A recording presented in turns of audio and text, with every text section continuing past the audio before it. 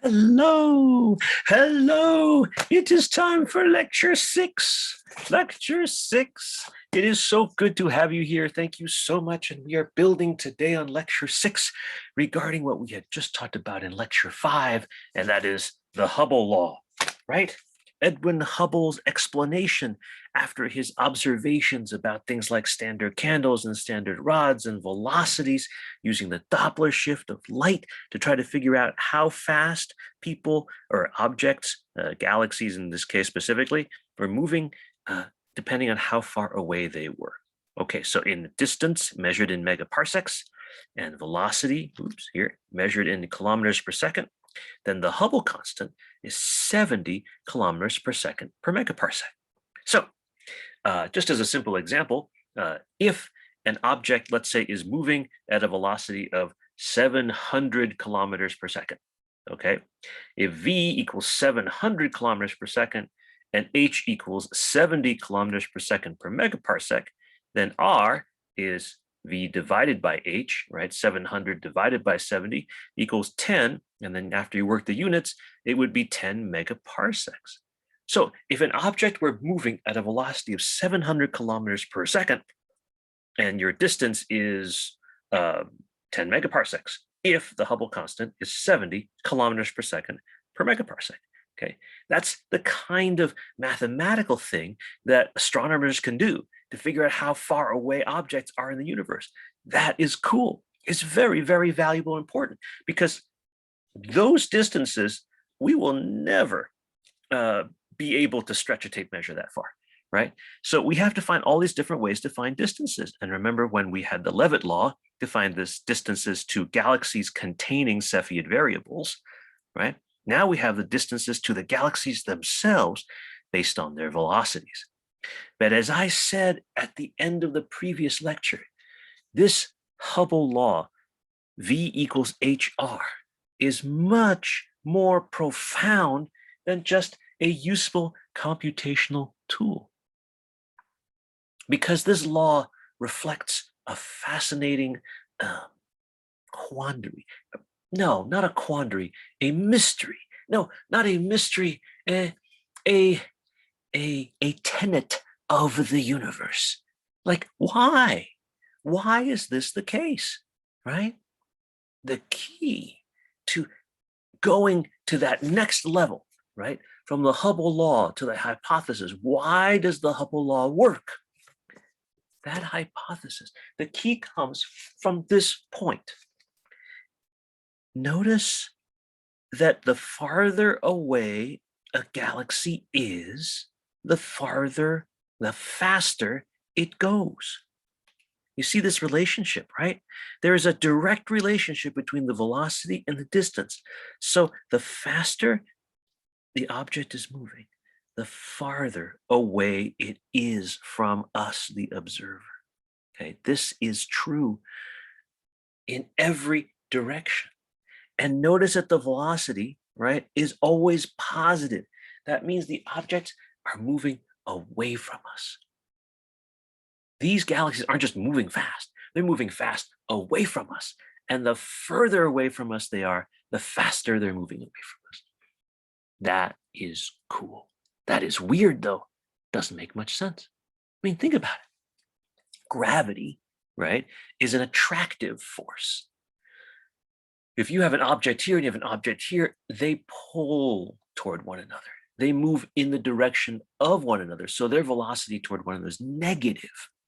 Okay, so for example, not giving away too much here, but later in the semester, you'll find out that the Milky Way galaxy and the Andromeda galaxy are coming toward one another. They're actually moving toward one another at a very, very high speed. Okay, like hundreds of thousands of miles per hour. And that's because they have mutual gravity, which you know pulls things toward one another, right? That's what gravity does. But you have a different thing going on here. This is the opposite. Things are moving away from us. They're moving faster. So if I had an object that's far away, let's say I am here, that thing is 10 megaparsecs away. It's moving away from me at 700 kilometers per second, right? If for some reason we have gravitational pull between us, and say that pull was causing some sort of deceleration, or it's coming toward us. The object is moving toward us as a result, and it's moving at some speed. It might be moving toward us like the same speed that Andromeda is moving toward us. You never know, and that's pretty fast, but it's still way less than 700 kilometers per second, right? So if, say, it were moving toward us at 100 kilometers per second, but the distance of it, 10 megaparsecs, it was moving at 700, we would see it moving 600. So in other words, the distance factor, the Hubble law distance, or the Hubble velocity, right, velocity predicted by the Hubble law, can be affected by gravity. It can be adjusted and changed and moved and slightly altered. And part of the reason why you have the scatter along this plot here, right, the scatter, is indeed that because sometimes galaxies are moving back and forth in a slightly different thing that's not following this Hubble law exactly. So first profound thing to think about is that the Hubble velocity, okay, and we'll put down the different velocities of objects that are far away in the universe. The Hubble velocity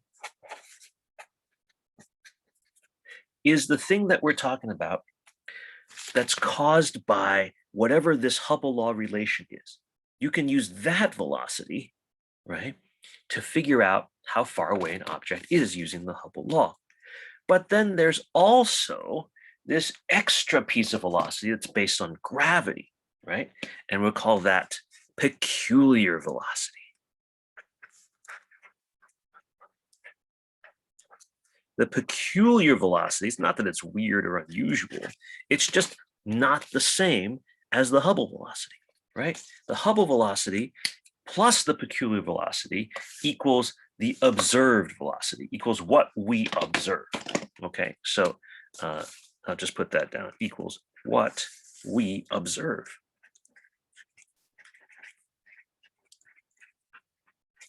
And over time, it turns out that the further and further away you go, Hubble velocity gets bigger and bigger and bigger, but the peculiar velocity doesn't get that much faster.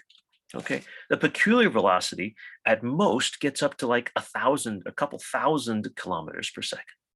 But the distance thing, the Hubble velocity, can go up to way more, several thousand, 10,000, 30,000, 100,000 kilometers per second. I mean, really, really high.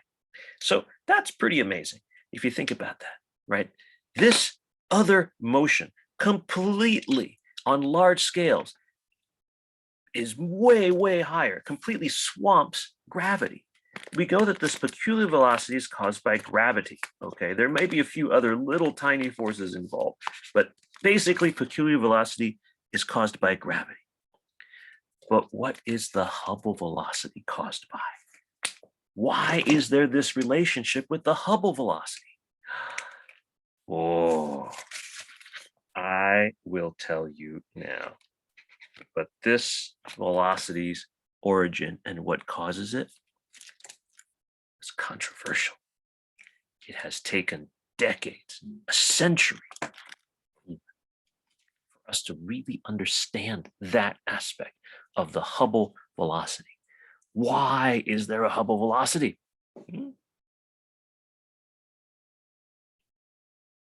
The key for me is to think about fireworks.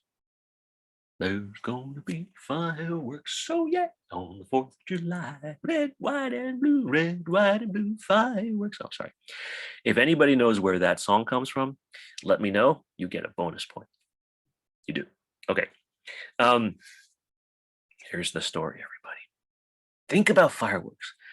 Firework goes up in the air. Baby, you're a firework. Right? And you have this big, beautiful explosion. And what happens? There are dots on the inside. There are dots on the outside, right? Creates this like a flowery pattern. Well, think about how fast those little dots of light are moving out. When the fireworks shell goes, right? In a moment, all that beautiful like flower shows up. So the things that are on the outside of the flower had to move faster to get out there, right? The things that are closer in moved more slowly to get into position. But basically, you wound up with all these things, this expanding shell, right? This explosion basically is causing some parts of the shell to move faster out and other parts of the shell to move slower out. And so in the expanding fireworks shell that has just detonated, right? Exploded, shall we say. What happens is that the farther away objects are moving faster than the nearby objects. Whoa, think about this. If you're in the middle, if you're at the center of an explosion, of an expansion, then objects that are farther away from you will be moving faster than objects that are nearby. That's exactly what we see about galaxies following the Hubble law, is it not? The farther away, right, along this axis, the farther away an object is, in this case a galaxy, the faster it's moving. In this case, it's Hubble velocity, right? The farther away its distance, the faster it's moving. That was just what we described in the firework. Wait, that means we're in the middle of an explosion? Does that mean galaxies are exploding away from us? Or that no, it's not the galaxies that are exploding, right? Remember, in the fireworks shell, it's not the little dots that are blowing up. It's the shell itself that has expanded. And as a result, those dots, those bright dots in the fireworks shell have basically displayed as a result of this. What we're seeing is a display of something expanding. And the galaxies are being carried along in that expansion, because that way, the farther away something is, the more it is expanded, the faster it has to move in order to be in that position when we see it. Whereas the closer ones, they could move slower. They move more slowly, they'll get to their positions anyway when we see them, even if they're moving slowly. In fact, if they move too fast, they would go past, right? So you have all these different galaxies in the universe that are expanding away from some common center. So the universe itself is expanding. The universe is expanding. All of the space and time in which we live, in which we exist, okay? Our solar system, remembers, in the galaxy, our galaxy is amongst other galaxies, but all those galaxies, they're moving away from one another in an expanding way. Holy moly. The universe isn't still. It isn't static. It hasn't always been exactly the way it is now. It's different every single second because it's expanding. Space is expanding. It's getting bigger, okay? Because of that peculiar velocity that we talked about, because of gravity, I'm not expanding away from you, right? We are being held close together by the gravity that Earth is exerting to keep us close. Therefore, you and I, because we are held together by gravity, we do not have this expansion between you and me. However, if we were out in space where there was not substantial amounts of gravity floating around, that would not be the case. Indeed, we would have gravity pulling us toward one another, but we would have the expansion. If we were far apart from one another, we'd be moving away from one another because space itself is expanding. Holy moly. Now, remember, these kilometers per second per megaparsec. Remember, megaparsec is really huge, right? It's like 20 million trillion miles. That's a long way. So, I mean, I'm never going to get that far away from you. Sorry about that. But the result is the same, right? We would be separating from one another. And if we were that many, millions of light years apart, megaparsecs away, we would be expanding from one another. We'd be going apart. Can you believe that? Wow. I can hardly believe it, but it's true. And it's been measured. And this Hubble law shows it, right? And other people have demonstrated and measured it too and try to figure out, yes, indeed, the universe is expanding. Oh my gosh. Now, what they figured out, these intrepid astronomers that came before me, the ones on whose shoulders I stand when I see farther, if I see farther, those scientists basically showed that it is expanding everywhere, in every direction. In other words, it's not just like we happen to be at the center of the universe and everything is expanding away from us and we're the center. No, every single spot in the universe is expanding away from every other single spot in the universe in the same kind of way. Yeah.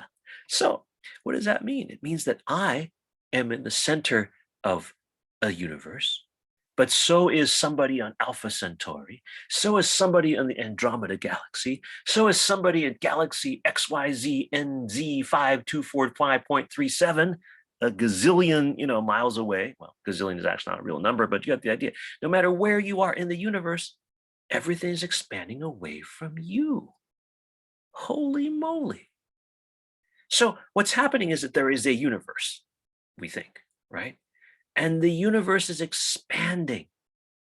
And at every point, wherever you are, it is expanding away from you at the same rate as expanding away from every other part of the universe. Oh man. Does that like mess with your head? Think about this. I don't know if you guys bake bread or anything like that. Okay, but imagine you're like baking raisin bread, right? And you have little tiny raisins and you have a big loaf of bread. You put it there. What will happen as you're letting the dough rise, right? You got yeast and everything. The dough is rising. The dough gets bigger, right? Now, that's because there's an activity of like yeast and things like that creates carbon dioxide gas, blah, blah, blah. That's a different thing. But just think of the expansion, right, of the dough. The raisins inside are getting farther apart. They're not changing size, but they're getting farther apart because the volume they're in, the structure that they're in is growing in size. Wow. Then you put this, raised loaf into the oven and then you bake it again. And of course, because it's baking the oven, it also swells up some more, right? So the bread dough becomes a loaf of bread. It's gotten even bigger.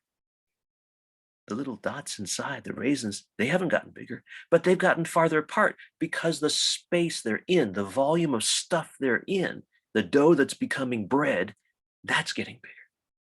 And if you look, at any given raisin, any other given raisin is expanding away at the same rate, right? Now there's an edge, obviously, to the cake, or the piece of loaf of bread, whatever. So the analogy kind of stops there. But if you imagine this really, really, really big loaf of bread and all the little raisins inside this loaf of bread as it's rising and baking, right? They're getting farther and farther apart. They don't see the edge because this loaf of bread is so big, but they can see that every other raisin is getting apart from every other raisin and from them at the same rate. That's what's happening to galaxies in the universe. The universe is expanding in every direction, and we are being carried along for the ride. When we look out from our particular location, we can look out a certain distance, right? We can look out a distance to the edge of what we call our observable universe. I'll make a drawing of this in the next lecture probably, but basically you have an observable universe and then you have a space inside it that you can see. Like you're that little raisin, right? And you're looking, you can get out to a certain distance. You can't quite get any further than that because your telescopes aren't that good, or even if your telescopes were good enough, it just wasn't anything good. So that key is the next and final thing I want to talk about today in this lecture. It's going to take a few minutes to explain this, but stick with me because this is super cool.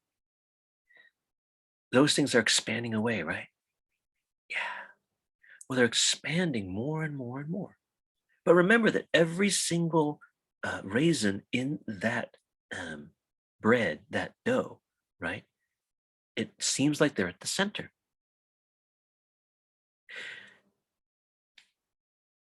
The only way for that to actually happen effectively, for every single raisin to be the center of the expansion, right? Remember, you got the edge of the bread. It's hard to talk about. But like every single dot's at the center of the expansion. What that means is that every single dot was at the center of the universe at one time. Oh, bear with me. Stick with this. The universe is bigger tomorrow. It's going to be bigger tomorrow than it is today, right? Because it's expanding. That's what expansion means. That means that yesterday, the universe was smaller than it is today. And then last week, it was smaller than it was yesterday. Last month, it was smaller than it was last week. Last year, it was smaller than it was last month. And so on and so on and so on. If we were able somehow to look backwards in time, we would see that the universe, our observable universe, the part that we can see, is smaller and smaller and smaller. There must have been a time, or there could have been a time, we should say, when all of those dots were all together. In order for this process to work, all of those dots, all of those little raisin things, right, in the bread universe, have to be right in the single central spot in the universe. And then an expansion happened, and all of those little raisiny dots all started expanding all away from one another, all at the same rate. And that's why today they all look like they're at the center of their own observable universe. It's because the way the expansion of the universe worked, all of those things are all at once together. So if you ask the question, where's the center of the universe? The answer is every point in the universe is the center of the universe. It was the center of the universe because that's where it was, and now it's been spread out. Oh. So that means at one time in the past, long, long ago, the universe was a little tiny dot, little tiny.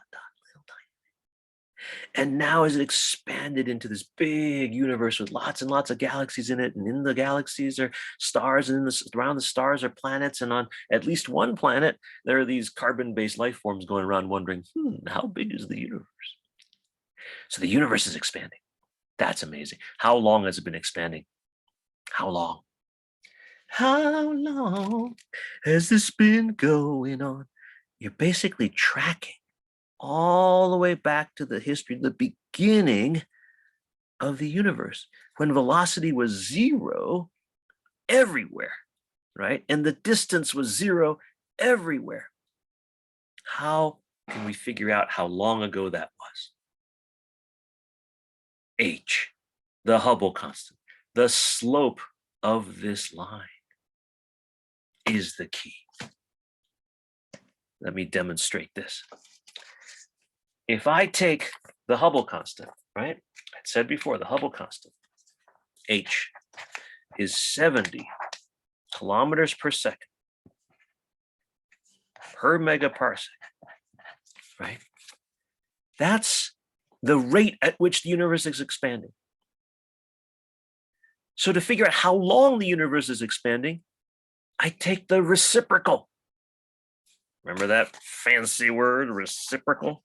Reciprocity, the flipping of a fraction, right?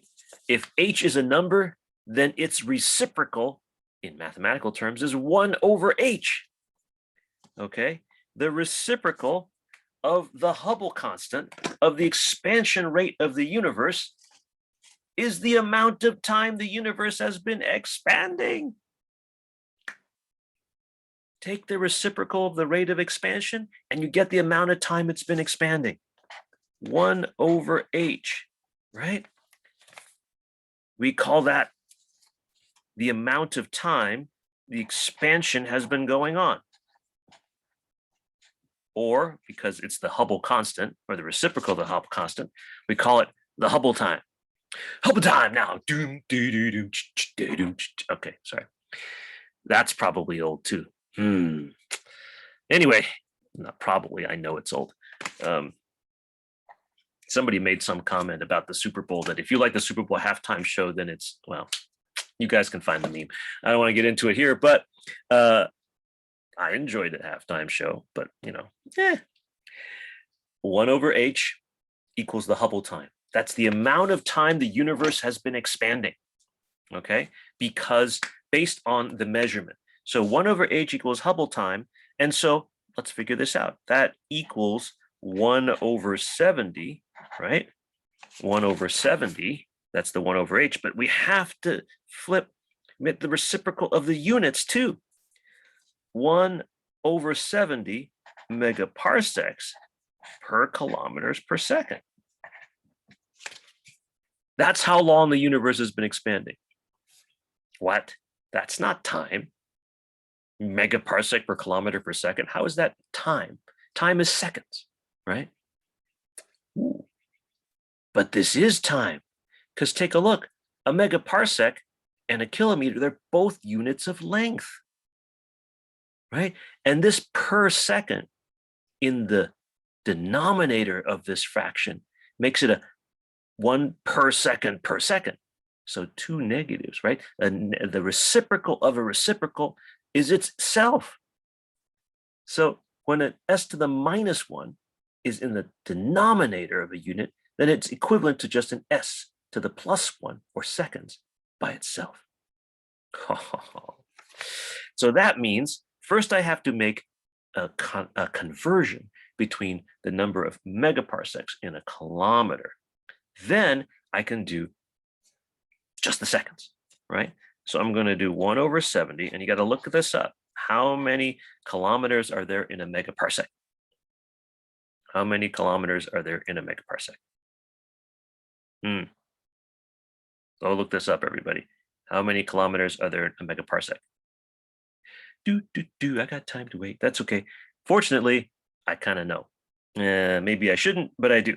The use of brain power, which is useful for astronomers, maybe not for anybody else, but look it up, okay?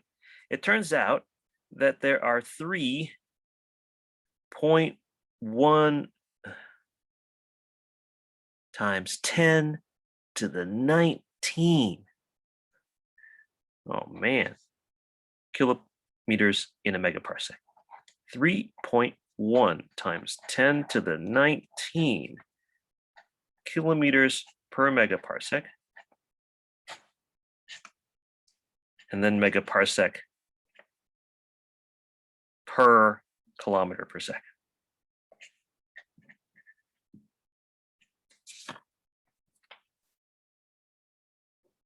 So I'm making the conversion now. I'm going to turn this megaparsec thing into kilometers, and then I'll be able to cancel both the kilometers and the megaparsecs in my calculation. Okay. So I'm going to do that right now. What is 3.1 times 10 to the 19 divided by 70? Okay, got this kilometer, cancels that kilometer, right? And then we got, so let me just show you that. So that kilometer cancels, it's in the numerator now, right? It cancels because it's 1 kilometer in the denominator. Meanwhile, this megaparsec cancels that megaparsec because those, one is in the numerator and one is in the denominator. So I'm going to cancel those two as well. And then this per second gets promoted because it's a per second. 1 per second becomes just seconds. So that comes out to equal 1 over 70 times 3.1 times 10 to the 19 seconds. Dum, da, da, da. That is how long the universe has been expanding. Starting from a little point, if the universe started from a little point, and it's been expanding at the same rate ever since, with no other effects going on in the universe, then this is how long the universe has been expanding. In other words, basically how long the universe has existed as a thing with volume, right? It started as a dot, and everything in that little dot has expanded out to what we are today. That's how long it took. Now, how long is that? 1 over 70 times 3.1 times 10 to the 19 seconds. That's a lot of seconds. I don't really think really well in seconds when it comes to that big. 3 times 10 to the 19, remember, is like 10 billion or something. I don't count that way, right? But remember, we know how many seconds there are in a year, right? Because we've done how many minutes there are in a year. How many minutes there are in a year? 525,600 minutes, right? So we have to make another calculation. And so if we take that number, the 3.1 times 10 to the 19 times 1 over 70, and then divide that by the number of seconds in a year, which is 525,600 minutes per year times 60 seconds per minute. And that comes out to, well, I'm going to write this out here, 3.1 times 10 to the 19 seconds. And I'm going to put everything in the denominator, 70. Remember, the 170 is still down here, right? I've just moved it into this whole big fraction. That 170 has come over here. 70 times 525,600 minutes per year times 60, right? And this becomes seconds per year, like that. And the answer comes out in years. I'm not going to give you the answer. You're going to figure this out on the study guide. This is the part of the study guide we're going to do, and we're going to stop here, and you get to figure it out. The math you can figure out at the end. I'm going to ask you to fill out this. Just do this quick calculation. Excuse my cough. How many years is this many seconds? 3.1 times 10 to the 19 divided by 70 seconds. How many years is that? Okay. Turns out that that number, two significant digits, is the age of the universe. It is how long the universe has been expanding since it was a little tiny dot. That little tiny dot is when the universe had no size and time was not running. And when time started to run, that was when the expansion happened. It was the same thing. And that event, that huge ballooning, that beginning of the expansion of the universe, is what scientists today call the Big Bang. Yes, indeed. Some people are a little worried about that. Well, the Big Bang, that's like the universe.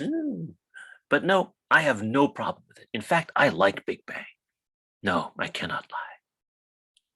I like Big Bang. No, I cannot lie. An astronomer can't deny. It's true.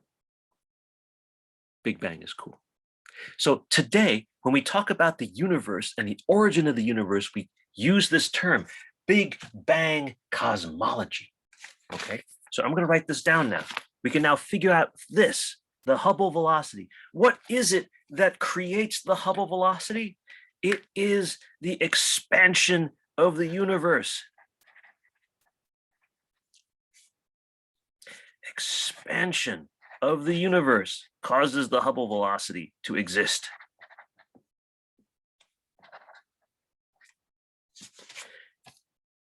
The combination of expansion and gravity leads to the velocity we observe of every galaxy in the universe that we basically see, okay? And expansion and gravity, and therefore the Hubble velocity, right, is a measurement.